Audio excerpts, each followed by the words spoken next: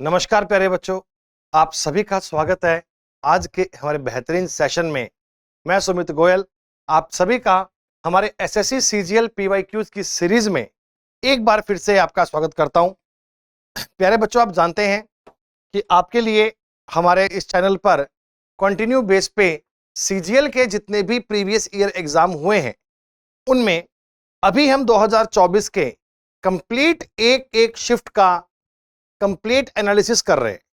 ये exam total 36 shift में हुआ था और 36 अलग अलग प्रॉपर एक पेपर का रीजनिंग का सॉल्यूशन आपको यहां मिल रहा है। तो बच्चों, आज की क्लास में हम लोग 19 सितंबर 2024 का जो शिफ्ट नंबर 3 का एग्जाम हुआ था उसका कंप्लीट एनालिसिस करने वाले हैं। प्यारे बच्चों, आपका एग्जाम टारगेट सीजीएल हो या सीपीओ, सीएचएसएल हो या एमटीएस या जीडी, जरूरी है कि आप सब 5 साल के जो एग्जाम हुए हैं प्रीवियस उनका कंप्लीट एनालिसिस करें। एक सवाल पर बेहतरीन लॉजिक आप देखें और उन्हें सॉल्व करने का प्रयास करें। तो आइए बच्चों, बहुत टाइम लिए बिना आपके साथ हम आज का ये शानदार पेपर शुरू कर रहे हैं और आपसे ये उम्मीद की जाती है कि आप अपने पास पेन कॉपी लेकर बैठेंगे। एक सवाल को आपको खुद से सॉल्व करना है और साथ साथ अगर आप कर पाए तो कमेंट सेक्शन में आपको आंसर भी करना है, ध्यान दीजिएगा। First question is the classification, यानी कि वर्गीकरण। बच्चों, सवाल है ऑड वन आउट। क्या है ऑड वन आउट? सर, हमारे सामने 4 अलग अलग लेटर के क्लस्टर दिए गए हैं और यह कहा गया कि एक इनमें से अलग है।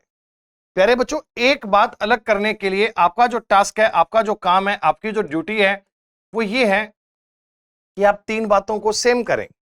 जब 4 में से आप 3 बातों को सेम करेंगे तो चौथा पॉइंट अपने आप अलग हो जाएगा, फोर्थ पॉइंट को आप डिफरेंट कर पाएंगे। तो डिफरेंस के बेस पे आपकी प्रायोरिटी है, आप इनके बीच का अंतर देखिए और 3 बातों में समानता देखिए। जैसे एम और ओ में अगर मैं देखूं बेटा 2 प्लस है, ओ और पी में 1 प्लस है। अल्फाबेट की नंबरिंग तो आपके दिमाग में छपी होनी चाहिए। एम का मतलब 13, ओ का मतलब 15, पी का मतलब 16, तो +2 +1।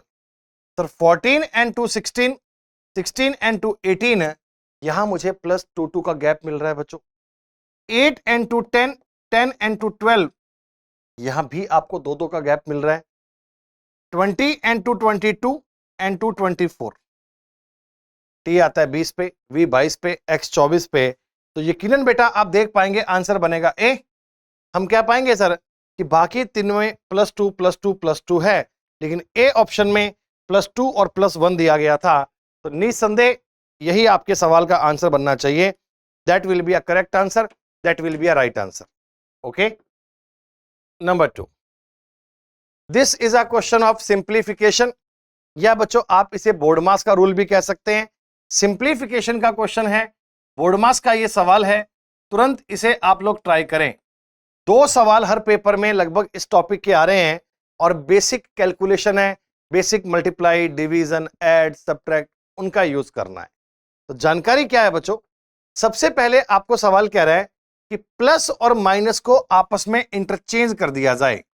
बात का मतलब जानिए कि प्लस के स्थान पर माइनस आएगा और माइनस के स्थान पर प्लस आएगा, साइन चेंज करने हैं।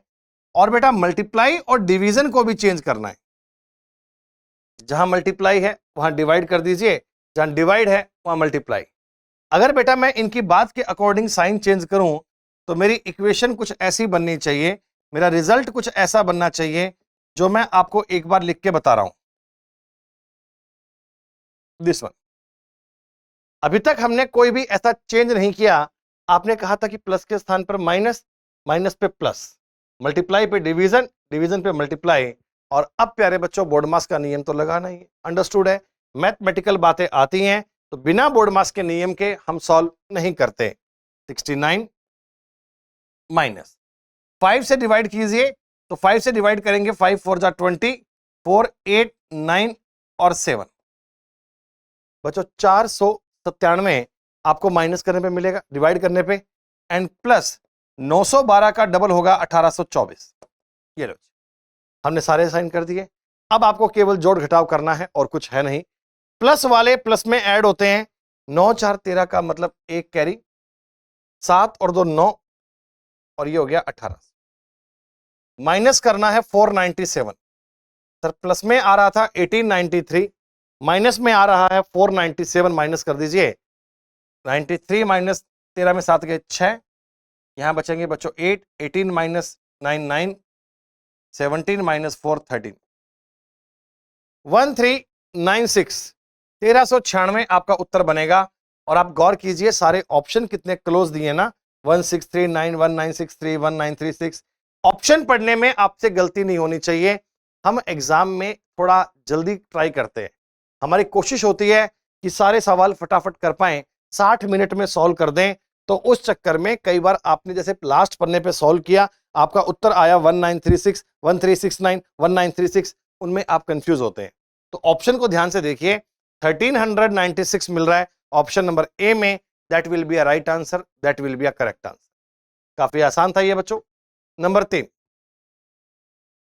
इस टॉपिक का नाम है बच्चों एनालॉगी। एनालॉगी कहते हैं या आप इसे कह सकते हैं सादृश्यता। What do you mean by सादृश्यता? सर इसका मतलब होता है कि जो रिलेशन 11 का 62 से है वही रिलेशन 13 का 64 से है, तो वही रिलेशन ऑप्शन में किन में बनना चाहिए? 11 और 62 में कोई बॉन्डिंग बनाओ, आप मल्टीप्लाई करके, डिवाइड करके, स्क्वायर करके, क्यूब करके, प्लस करके, जो मर्जी करो बेटा, लेकिन जैसा काम आप यहां करोगे वैसा ही काम यहां करो। अब देखिए कॉमन सेंस से ना आपको ये सवाल दिखते ही आइडिया पड़ना चाहिए ना कि सर 11 13 में 2 प्लस था, वहां भी 2 प्लस था, मतलब कि इनका डिफरेंस कांस्टेंट है। जैसे मैं 11 और 62 का अगर डिफरेंस देखूं तो यकीनन ये 51 ऐड किया हुआ है, 11 और 51 अगर जोड़ दूंगा तो बनेगा 62। सेम बेटा अगर मैं 13 में भी 51 जोड़ दूंगा तो बनेगा 64। बड़ा सिंपल है सर, दोनों में ही आपने 51 51 ऐड किया है। बात पे ध्यान दीजिए, एनालॉगी का मतलब होता है सिमिलरिटी, समानता, जो रिलेशन इसमें वही इसमें सेम। तो जिस ऑप्शन में 51 का डिफरेंस मिल जाएगा वो आपका उत्तर हो जाएगा। ऐसे क्वेश्चन पर जीतने का यही तरीका है कि हम इन पर लगातार अभ्यास करें, बहुत सारे क्वेश्चन इन पे सॉल्व करें, तो यकीनन आप चीजों को मैच कर पाएंगे। बेटा पहला ऑप्शन 14 और 37 में 51 का डिफरेंस तो है ही नहीं, ये नंबर 51 से छोटा है। 12 और 92 में 80 ऐड कर रखा है आपने, 80 ऐड कर रखा है बेटा। 16 और 67 पे उम्मीद है बात बन जाएगी, क्योंकि बेटा 16 में 67 में अगर मैंने डिफरेंस देखा तो मिला 51। तो इनका वो रिलेशन इससे है, वही रिलेशन बनेगा 51 से, that will be a correct answer, that will be a right answer. बस इसी तरीके में आपको सॉल्व करना है, इन्हीं पे काम करना है बेटा, कुछ और तो करने की आवश्यकता है ही नहीं। कितनी आसानी से चीजें बन जा रही हैं। और ये आ गया बच्चों सवाल आपका फेवरेट, हर पेपर में एक एक सवाल तो ये आएगा। क्या है इसका नाम? इसे हम ब्लड रिलेशन कहते हैं, या उसमें भी अगर आप स्पेसिफाइड करें तो हम कहेंगे कोडेड रिलेशनशिप, सांकेतिक संबंधता। संबंधों को हमने ऐसे कोड में बताया, x प्लस वाई का मतलब है एक्स वाई की बहन है, x माइनस वाई का मतलब है एक्स वाई की वाइफ है, x मल्टीप्लाई वाई का मतलब है एक्स वाई की माता है, x डिवाइड का मतलब है एक्स वाई के फादर हैं। तो फिर मुझे उस पर बेस है, ये जो जानकारी दी है ना आपने, असल में इसको सॉल्व करना है। फिर h का l से संबंध क्या है वो बताना है। तो आइए जो आपको बातें दी गई हैं उनका डायग्राम क्या बनेगा वो डायग्राम ट्राई कर लें। k प्लस l का मतलब होता है k l की सिस्टर है। बच्चों k और l में प्लस है, इसका मतलब है k is the sister of l, k l की बहन है, k l की सिस्टर है बच्चों। j divide by k, division का मतलब होता है पिता, तो j जो है वो k के पिता हैं। पिता को आप एक पीढ़ी ऐसे ऊपर लिखिए, k l की बहन है, j k के पिता हैं, j k के पिता हैं। पिता का मतलब देखो, स्क्वायर का मतलब मेल, सर्किल का मतलब फीमेल। एक पीढ़ी ऊपर है, बड़े हैं, पिता हैं, तो मैंने एक लाइन ऊपर दे दिया j। i माइनस जे का मतलब है i जे की पत्नी है, क्योंकि x माइनस वाई का मतलब था एक्स वाई की पत्नी, तो i माइनस जे का मतलब i जे की पत्नी। हस्बैंड वाइफ के लिए आप डबल लाइन का सिंबल यूज करते हैं। देन h इंटू आई, h इंटू आई का मतलब h i की मां है, h is the mother of i, HI की माता है। ये लो, देखिए जितने पॉइंट आपको दिए गए थे मैंने सारी बातों को समझा तो डायग्राम क्या मिला, L की बहन K के पापा J की पत्नी I की मम्मी H। मेरा क्वेश्चन है how is H related to L, H का L से संबंध बताओ। बच्चों ये L की पापा की वाइफ मम्मी और ये उनकी भी मम्मी है, यानी कि माता की माता, मदर्स मदर। जो L है ना L, उसकी मम्मी की मम्मी है वो H है, तो करेक्ट आंसर मदर्स मदर। आप इसे ग्रैंड मदर भी कह सकते हैं, उसमें भी आप बताएंगे मैटरनल ग्रैंड मदर, नानी। मम्मी की मम्मी है तो नानी आंसर बनेगा, बट हमारे ऑप्शंस के हिसाब से हम देंगे mothers mother, that will be a correct answer, that will be a right answer. Clear बच्चों? नंबर 5 फिक्स पैटर्न है बच्चों, लगभग लगभग आप सारे पेपर की बात करोगे ना तो आपको यही सवाल मिलने हैं, यही बातें मिलनी है। एक फिक्स प्रकार का कॉन्सेप्ट, फिक्स प्रकार का ट्रेंड फॉलो किया जाता है एग्जाम में। जैसे सिलॉक्स है, हर एग्जाम में सवाल आने ही आने, कंफर्म है बेटा। पहला, सम शर्ट्स आर पेंट, आप इस जानकारी को वेन डायग्राम से एक्सप्लेन करें। सम शर्ट्स आर पेंट, ये है बच्चों शर्ट और ये है pant. Some shirts are pant, कुछ कमीजें पतलून हैं। ऑल पैंट्स आर जैकेट, सारे सारे pant jacket. All pants are jacket, diagram कुछ ऐसा मान सकते हैं। जी हां, all pant are jacket. All jacket are trouser, सारे सारे जैकेट ट्राउजर है। Then all jacket are trouser will be like this. जो मुझे स्टेटमेंट दिए गए मैंने उस बात को डायग्राम पे देखा मेरे हिसाब से, तो बेटा आपने थ्योरिकल पार्ट में ये पढ़ा होगा। फाउंडेशन कोर्स में हम ये कंप्लीट पढ़ते हैं कि डायग्राम कैसे बनते हैं, वेन डायग्राम का मतलब क्या होता है, वेन डायग्राम इन्हें एक्सप्लेन कैसे करते हैं। अगर आपने इनका कॉन्सेप्ट नहीं पढ़ा तो आप इनका फाउंडेशन कोर्स में पूरा कॉन्सेप्ट सीखिएगा। एक एक सवाल मैं गारंटी से कह रहा हूं कभी गलत हो ही नहीं सकता, 100% एक्यूरेसी रहेगी।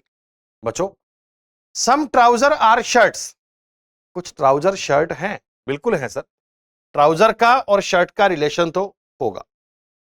All jackets are shirt, sir देखिए ऑल जैकेट तो शर्ट नहीं है, कुछ जैकेट तो शर्ट से मिल रही हैं, लेकिन पूरा पूरा जैकेट शर्ट के अंदर तो नहीं है। तो सेकंड वाला पॉइंट बच्चों करेक्ट नहीं बना, बट फर्स्ट कंक्लूजन फॉलो करता है। तो मुझे अपना उत्तर देना चाहिए कि ओनली कंक्लूजन फर्स्ट फॉलोज, वो जहां भी ऑप्शन लिखा हो मान लेंगे। ए दिया है नाइदर वन नॉर टू, दो दिया है बोथ कंक्लूजन 1 एंड 2, सी दिया है conclusion second only, and D दिया है only conclusion 1। Correct answer D, केवल पहला कंक्लूजन फॉलो करता है, बाकी बातें अनुसरण नहीं की जाती हैं। इस 2024 के एग्जाम में कहीं कहीं सिलोजिज्म के क्वेश्चन में पॉसिबिलिटी का कॉन्सेप्ट भी आया था, तो आपको इस टॉपिक के बारे में कंप्लीट जानकारी होनी चाहिए, पॉसिबिलिटी के कॉन्सेप्ट तक बातें समझ में आनी चाहिए। आइए बच्चों नंबर 6 की बात करते हैं। 6 नंबर क्वेश्चन आया बच्चों, लेटर सीरीज। लेटर सीरीज का मतलब ये जो दिए गए अक्षर है ना, ये प्रॉपर एक सीरीज की पालना करते हैं, ये प्रॉपर एक सीरीज को फॉलो करते हैं। आपने बताना है उस सीरीज के बेस पे अगला बीच में टर्म मिसिंग क्या आएगा। बच्चों मैंने बताया था कि फर्स्ट लेटर को अलग ट्रीट करना, सेकंड को अलग, थर्ड को अलग, फोर्थ को अलग, चारों की अलग अलग सीरीज बना दीजिए, उत्तर बन जाएगा। और अल्फाबेट की नंबरिंग दिमाग में होनी चाहिए, याद होनी चाहिए, इसमें कोई डाउट की बात ही नहीं होनी चाहिए। सर एच आता है 8 पे, एल आता है 12 पे, पी आता है 16 पे। 8 12 16, 4 4 प्लस है, तो 16 में 4 जोड़ोगे 20 आएगा, यानी +4 का पैटर्न चल रहा है। और देखो 20 और 4 24, 24 पे एक्स भी होता है। करेक्ट है सर। अगर मैं यहां देखूं बेटा, डी फिर बी फिर जेड फिर एक्स, यानी बच्चों ये -2 है, ये -2 है। डी आता है 4 पे, 2 माइनस किया 2, 2 में 2 घटाओगे 0, मतलब जेड। एक से पहले जेड आता है, जेड के बाद ए आता है, ये पूरा एक साइक्लिक मोड होता है बच्चे। बी पे अगर 1 माइनस किया ए, एक और माइनस किया तो जेड। जेड आता है 26 पे, 2 माइनस किया 24, 2 माइनस किया 22, अल्फाबेट की नंबरिंग।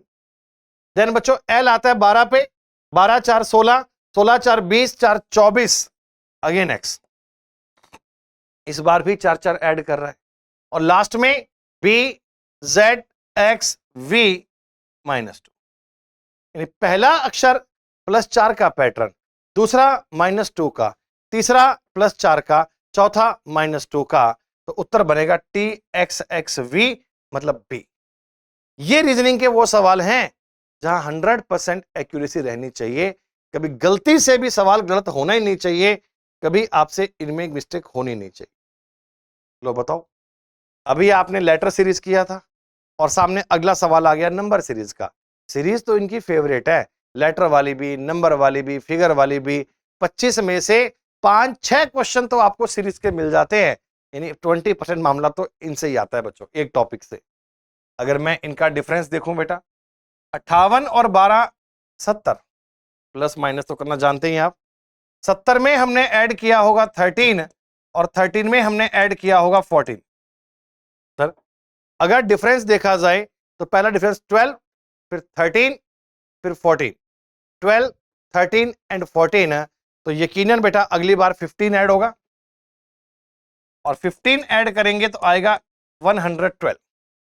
पैटर्न क्या है सर, कंटिन्यू नंबर चल रहे हैं, +12 +13 +14 +15, तो 97 में अगर 15 ऐड करेंगे तो 112।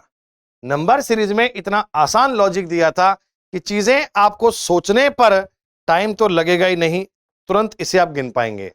ये 19 अप्रैल का शिफ्ट नंबर 3 का पेपर है और बेहद आसान सवाल दिया, काउंटिंग ऑफ फिगर में कह रहा है इसमें ट्रायंगल गिन के बताओ। भाई अगर आपने टॉपिक क्लास में नहीं पढ़ा तो भी तो गिन सकते हैं, कितनी मुश्किल बात है बेटा। आपको दिख रहा होगा सर 1 2 3, 3 ट्रायंगल तो ये छोटे वाले पार्ट में 1 2 3, और चौथा ट्रायंगल पूरा इनको मिलाकर ऐसे बना दीजिए। सर 3 ट्रायंगल वो है, चौथा ट्रायंगल ये है, टोटल मिलाकर आपको दिख रहे हैं 4। तो दी गई फिगर में कितने ट्रायंगल हैं? 4। 4 is the right answer, 4 is the correct answer. कितना सिंपल है बताओ। पेपर फोल्डिंग एंड कटिंग, पता नहीं क्यों कुछ लोगों को इस टॉपिक में बड़ी दिक्कत होती है, जबकि आप अगर इसका कॉन्सेप्ट समझे ना दोस्तों, आप ये मान के चलिए ये टॉपिक कुछ और है ही नहीं, ये मिरर इमेज और वाटर इमेज का मिक्सचर है। मैं आपको कंटिन्यू हर पेपर में बता रहा हूं कि paper folding and cutting mirror image और वाटर इमेज से बनता है, और इसमें कुछ नहीं करना। करना क्या है सर, जब जब कागज को आप ऊपर नीचे खोलेंगे तो वाटर इमेज बनेगी। वाटर इमेज का मतलब टॉप एंड बॉटम चेंज होगा, लेफ्ट एंड राइट सेम रहेगा। जब जब कागज को आपने लेफ्ट राइट पे ओपन किया, लेफ्ट राइट पे बच्चों मिरर इमेज बनेगी। मिरर इमेज का मतलब लेफ्ट राइट चेंज होंगे, टॉप बॉटम सेम रहेंगे। हमने एक कागज को पहले ऊपर फोल्ड किया, फिर लेफ्ट में फोल्ड किया, और देखो इस वाले पार्ट पे ना आपने यूं कट लगाया, एक जो आपने कट लगाया है वो कुछ ऐसा लगाया है, ऐसा। अब हमें देखना है कौन सा ऑप्शन इसके सेम है, किस ऑप्शन में बात सेम बननी चाहिए। बच्चों अगर मैं कॉमन सेंस बताऊं, देखो यहां जो ये 5 लिखा हुआ है, ये अगर उधर खुलेगा उधर, तो यहां बच्चे बनो इसकी बनेगी मिरर इमेज।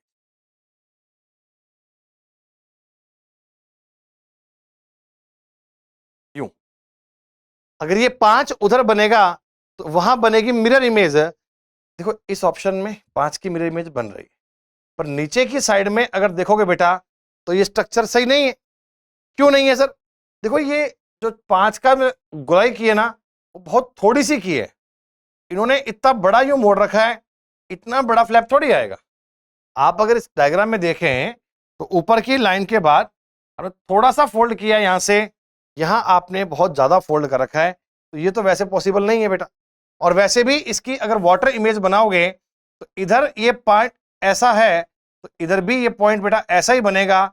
लेफ्ट राइट तो चेंज करना ही नहीं, मिरर इमेज में ऐसे लेफ्ट राइट चेंज नहीं होता। ये जानकारी ऐसे नीचे की साइड में सही नहीं है। यहां तो आपने मेजर आकृति चेंज कर दी, जो फर्स्ट फिगर थी 5 वाली, 5 लिखा हुआ है, वो इसमें है ही नहीं। इस आकृति को मैच करोगे, देखो यहां तुम्हें मिलेगी गड़बड़। यहां सब ठीक था, यहां सब ठीक था, ये वाला पॉइंट ठीक नहीं है, यहां भी तो इसकी वाटर इमेज आनी चाहिए थी, करेक्ट नहीं है। एक ही ऐसा ऑप्शन है डी जो एग्जैक्टली मुझे वाटर इमेज की बात बता रहा है। सर ये देखो 5 दिया हुआ था, ये नीचे बन गया, ये दिया हुआ था, ये नीचे बन गया। तो वाटर इमेज का कॉन्सेप्ट और मिरर इमेज का कॉन्सेप्ट केवल और केवल ऑप्शन नंबर डी में फॉलो हो रहा है। ए बी सी में आपने गलतियां दी हैं। ए में गलती कहां है सर? नीचे का ये पार्ट सही नहीं है। बी में मिस्टेक कहां है सर? ये पार्ट सही नहीं है। सी में ये पार्ट सही नहीं है। तो केवल डी ही एक ऐसी ऑप्शंस की बात है, टिक कर सकते। Mirror image, water image, paper folding and cutting, इनके सवाल कभी पेन उठा के सॉल्व नहीं करने हैं, ऑप्शन से एलिमिनेशन करना है, 3D फिगर को विजुलाइज करना है कि ये इमेज कैसी बननी चाहिए, क्या आकृति होनी चाहिए, और सॉल्व कर दीजिएगा। बेहद आसान है बच्चों। नंबर 10, ये आया इनका फेवरेट सवाल। सवाल का नाम है फिगर सीरीज। आकृतियों पर आधारित श्रृंखला, जैसे आपने नंबर सीरीज किया था एक पैटर्न चल रहा था, लेटर सीरीज किया था एक पैटर्न चल रहा था, बेटा वैसा ही कोई पैटर्न होगा, ट्राई कर दीजिए क्या बनना चाहिए।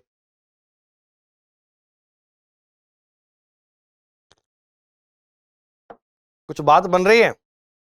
सर सुनिए, पहला काम तो आपको यह देखना है कि क्या कोई कंटिन्यूस सीरीज चल रही है, क्या कोई लगातार पैटर्न फॉलो हो रहा है। कैसे देखोगे? जैसे मैंने राइट लेफ्ट कॉर्नर में ऊपर एच पकड़ा, सर इसका एच अगली बार नीचे, इसका वी नीचे नहीं है, तो कंटिन्यू पैटर्न तो नहीं है। अब देख लीजिए ना, इसका ये एरो राइट में गया, इसका ये एच राइट में गया ही नहीं, तो कंटिन्यू पैटर्न ढूंढा नहीं मिला, तो तुरंत दौड़ जाइए सर 1 से 2, 3 से 4 का मैच कीजिए। पहले तो आपको देखना है कि कंटिन्यू पैटर्न मिल रहा है क्या। मन में सवाल आया सर नहीं मिल रहा, तो 1 और 2, 3 और 4 को मैच कीजिए, मैच कीजिए पहले बेटा। देखो इसका एच अगली बार नीचे, इसका एच अगली बार नीचे, हाँ देखो ये एस अगली बार सेंटर में, ये एरो अगली बार सेंटर में, ये ओ अगली बार राइट में, ये आर अगली बार राइट में, ये 6 अगली बार लेफ्ट में, ये 6 अगली बार लेफ्ट में। सेम जैसा जैसा उठा पटक आप 1 से 2 में कर रहे हैं, डिट्टो सेम एग्जैक्टली वही उठा पटक 3 से 4 में कर रहे हैं। तो प्यारे बच्चों ध्यान रखिए, 2 से 3 का प्रोसीजर 4 से 5 में फॉलो होगा। जो मूवमेंट इस 2 से 3 में हुई, सेम आपको यहां 4 से 5 में करनी है। इस बात पे ध्यान दीजिए। करना क्या है बेटा, सुनिएगा। देखो ये V था, अगली बार राइट में हो गया, ये V भी अगली बार राइट में हो जाएगा। आपने कहा ठीक है सर। सर ये H था, अगली बार ऊपर लिख दिया, तो ये H भी अगली बार ऊपर, यानी ऊपर आएंगे H और V। 2 ऑप्शन तो अपने दौड़ से बाहर हो गए हैं, या तो उत्तर बनेगा A और या बनेगा B। थोड़ा आपने कहा सर और दिमाग लगाते हैं। तो देखिए यहां जो एरो था अगली बार फर्स्ट में आ गया मिडल में, यहां जो C है वो अगली बार फर्स्ट में आएगा मिडल में। ऐसा चेंज करिए, C से शुरू होगा यानी उत्तर बनेगा A, B भी आंसर नहीं। थोड़ा और दिमाग लगा लीजिए, कोई बात नहीं। सर सेंटर में इसके S है और अगले सवाल में S आपने गायब कर दिया, अगले सवाल में S तो है ही नहीं। उसी प्रकार देखो इसमें अगर एरो है तो अगली बात में एरो तो आएगा ही नहीं, एरो को तो गायब कर दीजिए, और एरो है भी नहीं ऑप्शन में। सर इस फिगर में O है, अगली बार ये नीचे हो गया, यहां R है, अगली बार नीचे हो जाएगा, वहां R आएगा। ये तो सारे अक्षर मैच करने की नीड नहीं होती, जहां जहां पे आपका ऑप्शन एलिमिनेट हो जाए उन्हें एलिमिनेट कीजिए और बाकी बातों को वेरीफाई कर दीजिए। कितना आसान है ये। ठीक बेटा, इसी प्रकार से 11 का मतलब ही लेटर सीरीज है। आप इसे कॉन्टिन्यूस सीरीज भी कह सकते हैं, एक लगातार श्रृंखला भी कह सकते हैं। लेकिन दिक्कत क्या है ना, अक्षर आपको दिए तो हैं बेटा इन्होंने 5 और ब्लैंक आपको दिए हुए हैं 7, तो कोई दिक्कत नहीं है, आप काउंट कीजिए। हमें मिल रहे हैं टोटल 12, 12, 1 2 3 4 5 6 7 8 9 10 11 12। अगर ये 12 अक्षर मिलते हैं तो या तो बच्चों 4-4 के 3 फैक्टर बनते हैं और या बनते हैं 3-3 के 4। जब ज्यादा ब्लैंक होते हैं सवाल इजी होता है। हम इसे 3-3 में अगर ब्रेक करके देखें यूं, देखो काफी हद तक इनमें अब समानताएं मिल गई। जैसे इसका फर्स्ट आई है, इसका भी फर्स्ट आई है, बहुत है इतना तो। इसके लास्ट में आई है, इसके लास्ट में भी आई है। यानी इसका मतलब ये जो सीरीज बन रही है, 3 टर्म में से पहला और आखिरी आई है। सर पहला आखिरी आई है, पहला और आखिरी आई है, पहला और आखिरी आई है। अगर बच्चों पहला और आखिरी आई है, ये मुझे बता रहा है बीच में जे आएगा। सर बीच में जे आएगा, तो बीच में आप जे को लिख दीजिए। ये लो, हमने अगर इस पूरी सीरीज को मैच किया तो मेरा आंसर बन रहा है जे आई, जे आई, जे आई, आई। बच्चों ऑर्डर था आईजीआई, आईजीआई, आईजीआई, आईजीआई।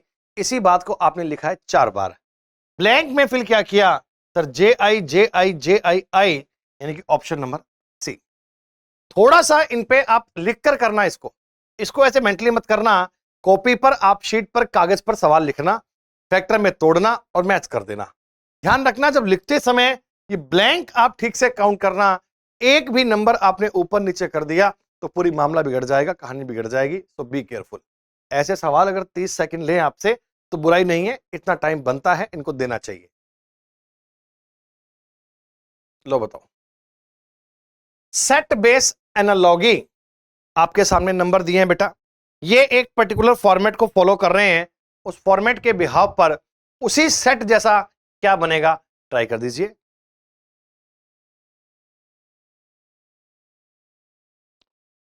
तुरंत ये बात दिमाग में क्लिक हो रही होगी कि सर 4 और 5 छोटी संख्याएं, 41 इनके मुकाबले बड़ा नंबर है। अब यहां तक जाने के लिए हमें क्या करना होगा? हम बेटा यहां तक जाने के लिए plus, minus, multiply, divide, square, cube कुछ भी कर सकते हैं। Everything is possible. जो भी लॉजिक आपके मन में आ रहा है वो ठीक हो सकता है, बट ट्राई करना होगा। 4 और 5 से 41 कैसे बनेगा, और उसी तरह में 2 और 3 से 13 बनेगा। तो मैं ये सोच सकता हूं सर कि अगर मैं 4 का स्क्वायर करूं 16 और 5 का स्क्वायर करूं 25, यानी 16 और 25 का सम होता है 41। पर ऐसे तुरंत मत कह देना, यहां भी तो ट्राई करेंगे साथ में। सर 2 का स्क्वायर होगा 4, 3 का स्क्वायर 9, 4 और 9 का सम कितना होता है 13। जी हां सर, ये बात भी करेक्ट। अब मैंने ऑप्शन देखा, पहला सर 10 का स्क्वायर करूंगा 100, 11 का स्क्वायर करूंगा 121, और ये हो गए 221। इसका मतलब ये आंसर नहीं। सर 7 का स्क्वायर और 8 का स्क्वायर तो वैसे भी नहीं है, ये होता है 49, ये होता है 64। सर इनसे 110 तो कैसे बन जाएगा, लास्ट में 3 आएगा। आपने कहा सर 5 का स्क्वायर होता है 25, 6 का स्क्वायर होता है 36, इनका जोड़ बनेगा 61। जी हां, ऑप्शन नंबर सी। 5 का स्क्वायर और 6 का स्क्वायर जोड़िए 61 बनेगा। तो जो लॉजिक दिए गए नंबर में था, सेम लॉजिक आपको यहां मिल रहा है। Then C is the correct answer, C is the right answer. Number 30, figure series. ध्यान देना, कितना बेहतरीन क्वेश्चन है, कितना शानदार। देखिए पहली बात तो आप इनकी मूवमेंट समझो। मूवमेंट क्या है? पहले तीनों अक्षर दिए हुए हैं एक डायगोनल में, फिर 2 डायगोनल में, तीसरा नीचे, फिर तीनों नीचे, फिर ऐसे हैं। मेरी बात समझना, अगर मैं आपको बताऊं कि पैटर्न चल कैसे रहा है बच्चों, देखो पहले जो तीनों आकृतियां हैं वो ऐसे 1 2 3 पे हैं, 1 2 3 पे। फिर हमने एक प्लेस आगे खिसकाया तो अगली बार आकृतियां आ गई 2 3 4 पे। पहले आकृतियां 1 2 3 पे थी, फिर अगली बार आकृतियां मूव किया आपने, एक आगे खिसका दिया 2 3 4, फिर इसको एक आगे और खिसका दिया 3 4 5। यानी कि अगर मैं ऐसा बेहतर आपको बताऊं बेटा, पहले 1 2 3, ये तीनों प्लेस ऑक्यूपाइड थे। दूसरी फिगर में इसको हटा के आपने ये कर दिया, यानी कि अब ये वाले 3 ऑक्यूपाइड हैं, ये 3। अगली बार आपने इसको भी हटाया और ये 3 ऑक्यूपाइड कर दिए, ऐसे लाइन में आ गया। अगली बार प्यारे बच्चों आपने इसको भी हटा दिया और ये 3 ऑक्यूपाइड कर दिए, ऐसे 3 कंटिन्यू। तो अगली बार मैं लास्ट वाले को हटा रहा हूं और एक आगे ऐड कर रहा हूं। जो तीनों आने चाहिए वो एक लाइन में आने चाहिए। समझ में आई बात? तीनों ऐसे देखो एक एक स्थान आगे मूव भी कर गए, प्लस यहां आ गया, प्लस ऊपर आ गया, नीचे आ गया, यूं चल रहा है। तो तीनों आकृतियां लाइन में आएंगी, ऑप्शन ए नहीं है, ऑप्शन डी नहीं है, दो गलत करते। तीनों कॉन्जुगेटिव आने चाहिए, लगातार आने चाहिए। और चेंज कैसे हो रहा है, देखो बात देखो, प्लस था, एक प्लेस आगे, एक प्लेस और आगे, एक प्लेस और आगे, तो इसमें प्लस आएगा लास्ट में। हर आकृति एक एक प्लेस आगे मूव कर रही है। तो देखो एरो था राइट में, फिर एरो लेफ्ट में, एरो राइट में, एरो लेफ्ट में, अब एरो तो आएगा पर वो राइट में आएगा, ऐसे एक एक फिगर ऐसे मिलनी चाहिए, एरो राइट में, एरो लेफ्ट में, राइट में, लेफ्ट में, राइट में। राइट में एरो बच्चों केवल उसी ऑप्शन में है, ऐसा। थोड़ा और दिमाग लगाइए, पी, पी ये राइट साइड में दिया है, फिर लेफ्ट में, फिर राइट में, लेफ्ट में, तो पी भी राइट में आएगा, ऐसा ऑप्शन कौन सा है, सी। फिगर सीरीज के सवाल बड़े अच्छे बनते हैं, बस आप कायदे में लॉजिक को बनाने का प्रयास कीजिए, और कोई डाउट है ही नहीं बेटा। ये था बच्चों इसका एक बेहतरीन क्वेश्चन, शानदार। ऐसे सवाल होते हैं जहां कई बार बच्चे अटक जाते हैं, उनको लगता है कि सर मेरा पेपर मुश्किल आ गया था। मुश्किल नहीं है, एक आधा सवाल ऐसा क्लासिफिकेशन का बढ़िया आ सकता है। ऊपर दी गई लाइन को पढ़िए, 4 में से 3 चीजें एक जैसी हैं, साफ साफ कह रहे हैं। 4 out of this 3 are same, 1 point is different, find the odd one. Starting के नंबर काफी छोटे हैं, लास्ट नंबर काफी बड़ा है, तो उनको कोई जोड़कर गुणा करके बनाइए। ठीक है, ऐड करके तो नहीं बनेगा, ऐड करके बनेगा 87, नहीं बात है।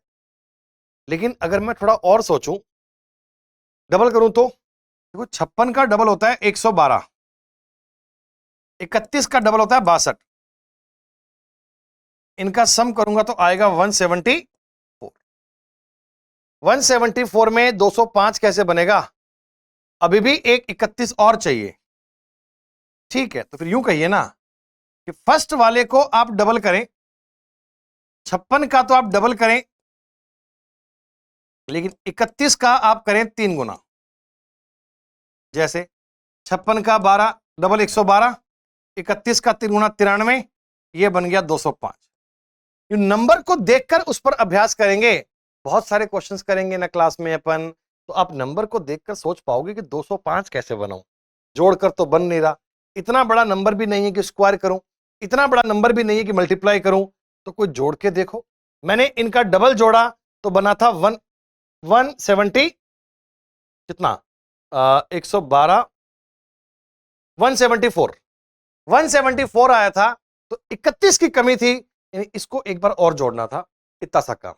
अगर मैं लॉजिक बताऊं बेटा ए बी सी के टर्म में, तो ये है कि ए का डबल कीजिए, बी का ट्रिपल कीजिए, और सी के बराबर बन जाएगा। यहां भी तो देखो सर, 88 का डबल करेंगे,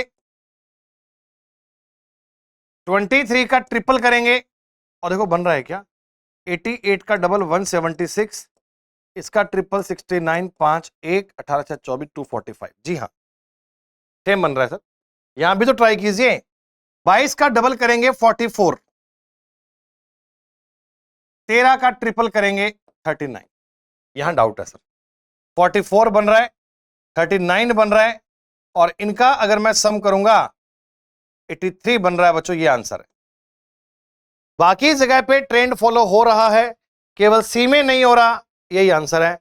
18 का डबल करोगे 36, 12 का ट्रिपल करोगे 36, 36 36 कितना हो गया, 72। क्या आपको लॉजिक समझ में आया? फर्स्ट नंबर का डबल, सेकंड नंबर का ट्रिपल, और ये सी के बराबर हो गया। ऐसा ट्रेंड केवल सी में फॉलो नहीं हो रहा, ए बी सी इसके अकॉर्डिंग थे। That is your correct answer, right answer, we can do it, we can take it. Paper folding cutting का एक और सवाल आ गया। पेन उठाओगे तो भी क्या करोगे बेटा, पहले एक कागज को आपने नीचे फोल्ड किया, फिर आपने राइट में फोल्ड किया। कागज को नीचे फोल्ड करना और राइट में फोल्ड करना, जब जब कागज दाएं बाएं मुड़ेगा मिरर इमेज बनेगी, जब जब कागज ऊपर नीचे मुड़ेगा वाटर इमेज बनेगी। प्यारे बच्चों, आपको पता है ये कागज राइट में फोल्ड किया था। अब जब इसको लेफ्ट में खोलोगे, लेफ्ट में, तो मिरर इमेज बनेगी। इसके लेफ्ट में सर्किल है, उसके राइट में आएगा। देखो इसके राइट में है, ठीक है, इसके राइट में सर्किल नहीं है बेटा, इसकी मिरर इमेज नहीं है यहां, ठीक है, पर यहां इसको उल्टा कैसे कर दोगे, संभव ही नहीं है।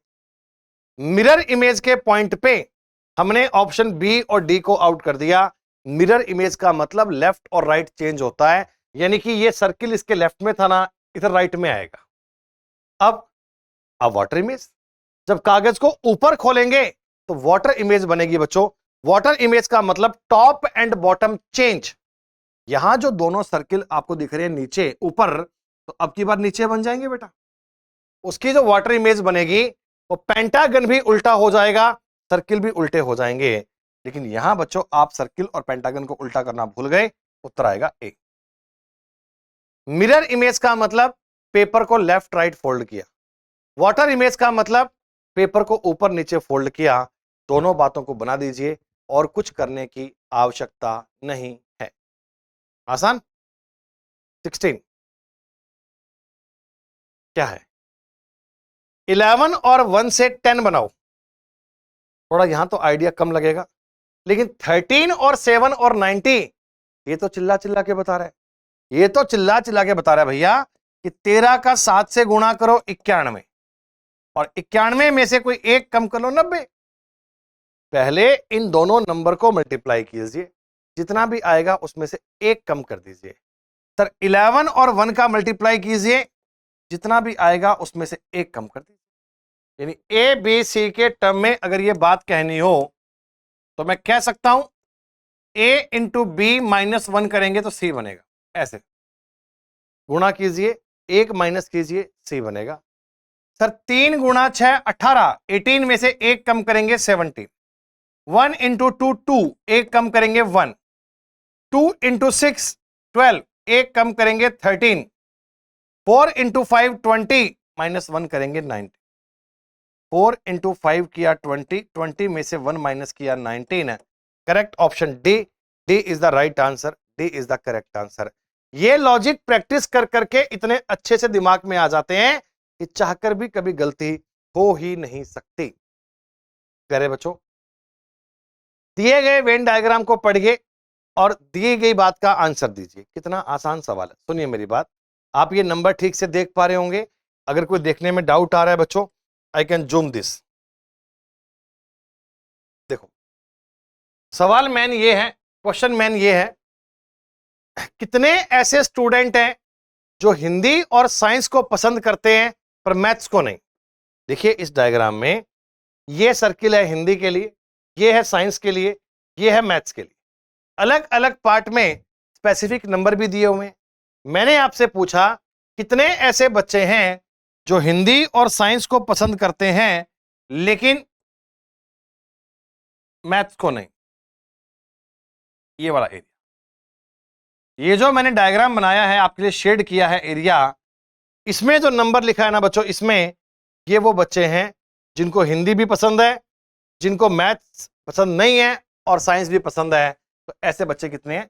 4।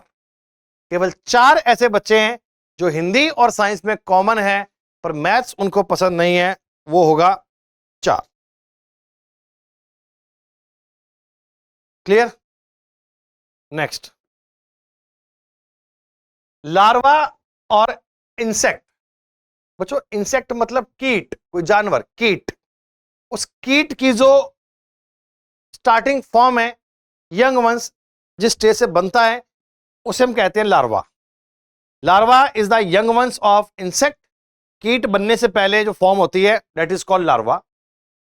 तो एनिमल और डॉग सही नहीं है, डॉग की जो रिलेशन पहले आएगी वो आएगा पपी।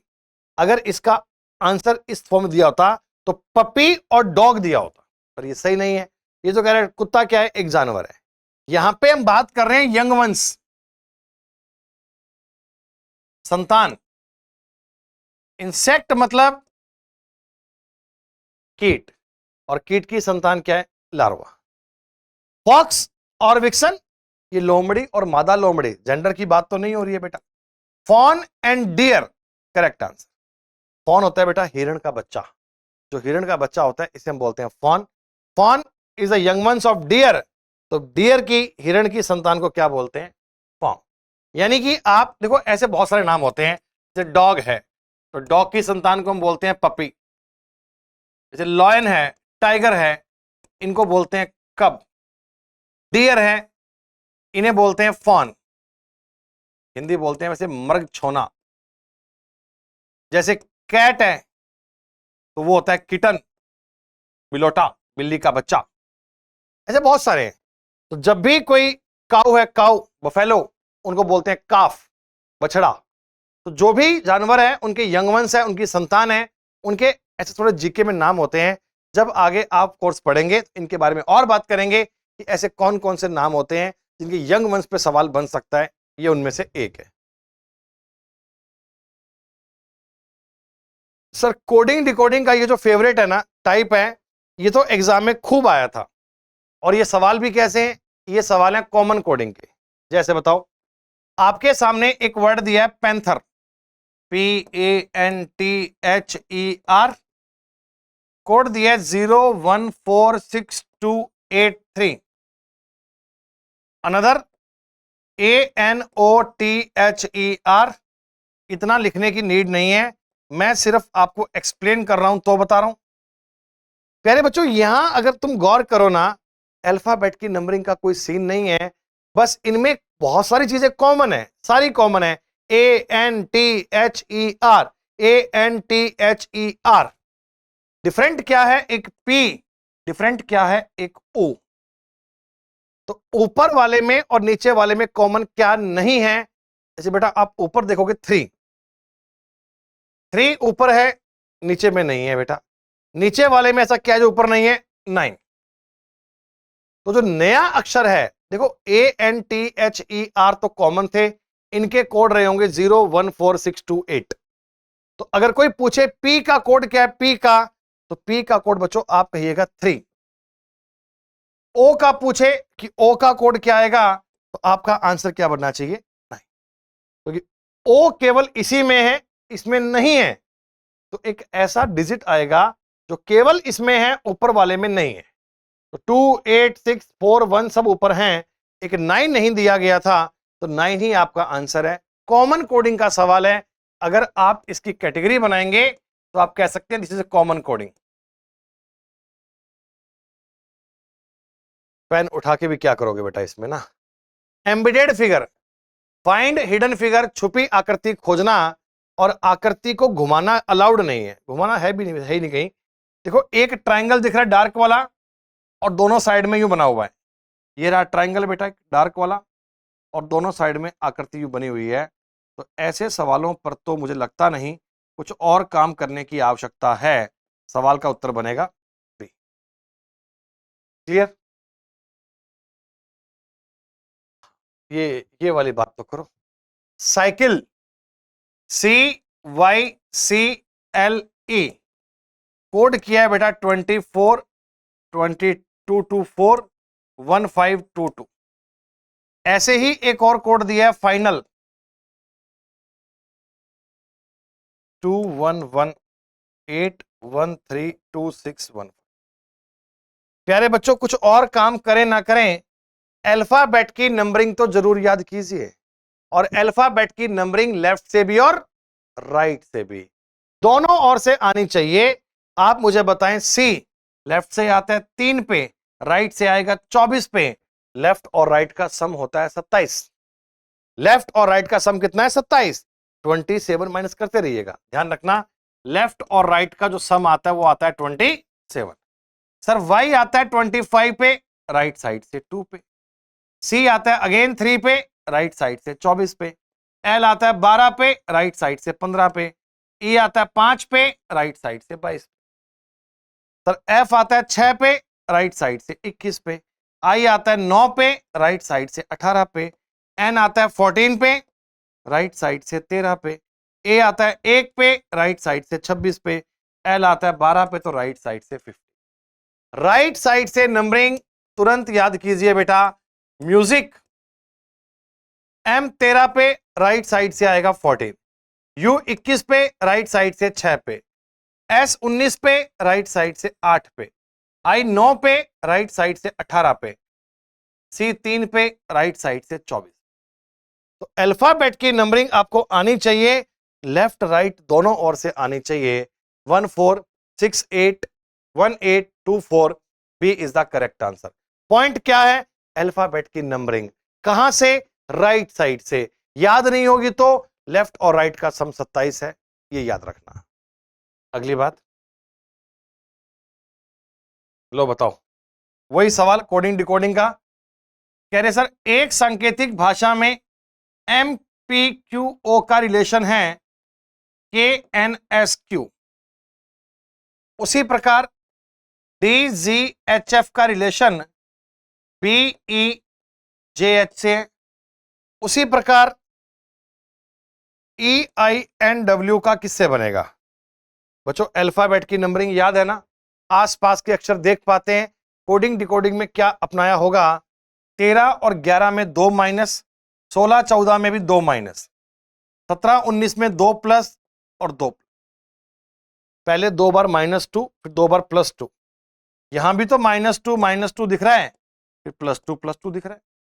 रट लेना अल्फाबेट की नंबरिंग, रीजनिंग में स्कोर करना है तो -2 करेंगे बेटा तो C और Z, +2 करेंगे तो P और Y, उत्तर बनेगा CZPY, यानी कि ऑप्शन नंबर A।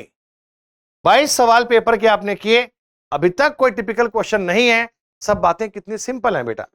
23 नंबर सवाल, अगेन बोर्ड मास, और बोर्ड मास में भी नंबर इतने आसान दिए कि तुरंत देखते ही सॉल्व कर दोगे, लेकिन पहले तो प्लस और माइनस को आपस में इंटरचेंज करो, मल्टीप्लाई और डिवाइड को चेंज करो। ऑनलाइन स्क्रीन से देखकर सवाल में अपने पेपर पे डायरेक्टली चेंज करके ही लिखना। Sir 49 divide by 7 plus 6 into 8 minus 13। Multiply और डिवीजन को आपस में चेंज कीजिए, प्लस और माइनस को आपस में चेंज कीजिए, ये बनेगा 7 प्लस 48 माइनस 13, यानी कि 55 minus 13 42 is the correct answer. प्यारे बच्चों, बोर्डमास का नियम दिमाग में सेव रखना, बोर्डमास के नियम में गलती होनी नहीं चाहिए। इसी प्रकार 24 मिरर इमेज, क्या पेन उठाएंगे ना साहब, ऑप्शन देखेंगे ना। जब भी कभी आकृति के राइट साइड में मिरर लगाओगे प्यारे बच्चों, आकृति का लेफ्ट और राइट आपस में चेंज करना है। टॉप एंड बॉटम में कुछ करना ही नहीं है, लेफ्ट राइट को चेंज कर दीजिए। ये परसेंटेज था, अगली बार ये परसेंटेज बच्चों कुछ ऐसा बनना चाहिए मेरे हिसाब से। परसेंटेज का भी तो लेफ्ट राइट चेंज होगा, तो इसका मतलब सेम टू सेम तो बना नहीं पाओगे, गलत होगा। 7 का भी लेफ्ट राइट चेंज होगा, 7 सेम बन नहीं पाएगा बच्चों। आप इनको मैच कीजिए, बी हार्ट बनेगा, सही है, आर सही है, ई सही है, एच। 4 में से 3 ऑप्शन में गलती करेंगे, आप तो केवल ऑप्शन एलिमिनेशन कीजिए, बात खत्म, बात इजी। आखिरी क्वेश्चन बेटा इस पेपर का, और यह है वर्ड अरेंजमेंट का सवाल। अल्फाबेटिकल ऑर्डर, ये रामबाण चीजें आनी चाहिए। सर एक आपको इंग्लिश का वर्ड लिखकर दिया हुआ है ड्राफ्टिंग, इस बार तो हर पेपर में ऐसा सवाल दिया ही गया था। करना क्या है बच्चों, इसको अल्फाबेटिकल ऑर्डर में अरेंज कीजिए। पहले आएगा ए, बी और सी नहीं है, डी, ई नहीं है, एफ, जी, एच नहीं है, आई, जी, के, एल, एम, एन, ओ कुछ नहीं है, तो एन, आर और टी। ड्राफ्टिंग के सारे अक्षर मैंने अगर ऑर्डर में लगा दिए तो बेटा ऐसा ऑर्डर बनेगा। कितने अक्षरों का स्थान अनचेंज रहेगा? तो प्यारे बच्चों आपका उत्तर बनेगा नन, कोई भी नहीं, कोई भी ऐसा अक्षर नहीं है जो अपनी सेम पोजीशन पे है। Correct answer will be none. ये प्यारे बच्चों इस पेपर का कंप्लीट सॉल्यूशन रहा। लगातार आपके लिए क्लास जारी है। अगली वीडियो में, अगली क्लास में हम एक और बेहतरीन पेपर को डिस्कस करेंगे। अगर आपको इस पेपर के सारे क्वेश्चन समझ में आए, कंटेंट आपको फ्रूटफुल लगा, तो बेटा कमेंट सेक्शन में बताइएगा जरूर। आप चैनल को सब्सक्राइब कीजिएगा और लगातार अपडेशन के लिए हमेशा जुड़े रहिए। हम कंप्लीट एक एक पेपर का कंप्लीट एनालिसिस इस चैनल पर आपके साथ करने वाले हैं। Thank you so much. जय हिंद, जय भारत।